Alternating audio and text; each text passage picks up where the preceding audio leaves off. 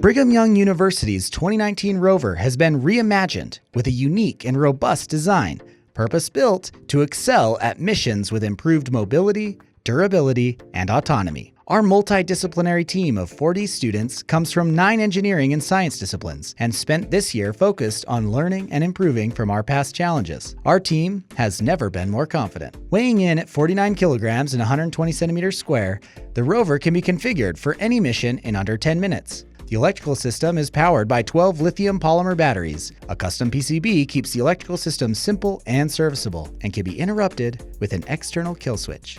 We also implemented a method for cycling the power to individual subsystems, such as individual wheel controllers, to account for unexpected failures in the field. The Rover uses a 900 MHz omnidirectional, vertically polarized antenna to communicate with the base station. The base station uses a 3-meter vertically and horizontally polarized directional antenna. We developed a system for this antenna that automatically optimizes antenna direction for strongest signal, enabling line of sight and obstructed communication at distances of over 1 kilometer. This year, the science sub-team created a new science module to meet the revised mission requirements. Our first life detection method involves powerful cameras and microscopes. The primary microscope uses 1,000 times magnification and allows us to visually identify pollen, spores, and other large single-cell life forms.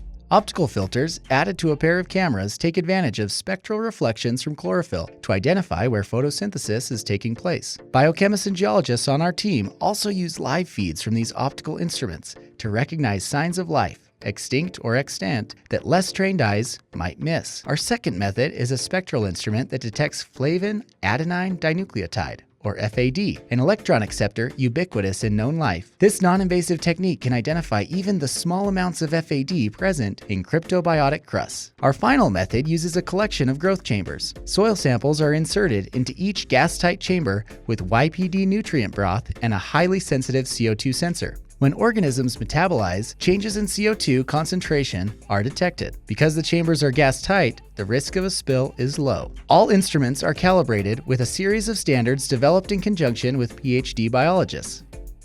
Our redesigned chassis features a true rocker-bogie system.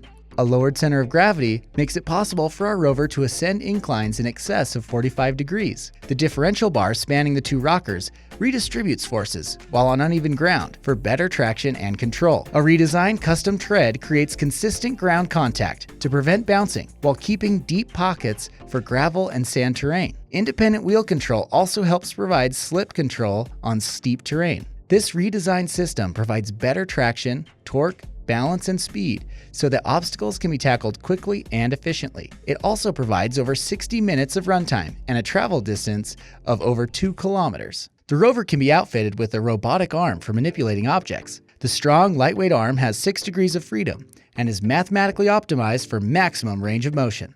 The arm can lift a 5-kilogram mass when fully extended. Directing the Rover to perform quick and precise movements is intuitive with our newly implemented inverse kinematic control. The wrist compact bevel gearbox can execute complex motions, including placing objects, turning a screw, typing on a keyboard, or operating a joystick or crank. Despite taking first place in the autonomous terrain traversal task last year, we've improved our approach by accounting for weaknesses we identified. This includes tripling our field of view to 210 degrees, identifying and traversing steep and rough terrain, and distinguishing between traversable and impassable objects. Our Rover is equipped with an efficient waypoint management system, allowing Rover operators to quickly input GPS waypoints between legs of a task.